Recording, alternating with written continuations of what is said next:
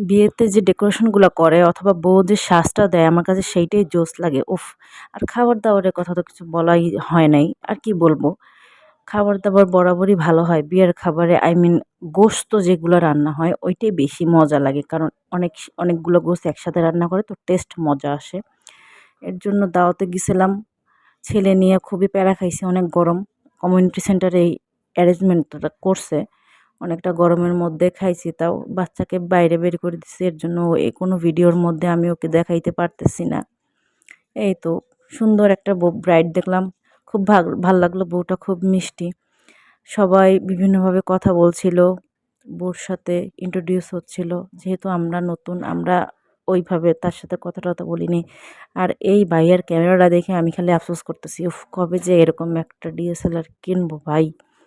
জানি না, যদি এই জার্নি ভালো হয় অবশ্যই কেনা লাগতেও পারে। আল্লাহ জানে।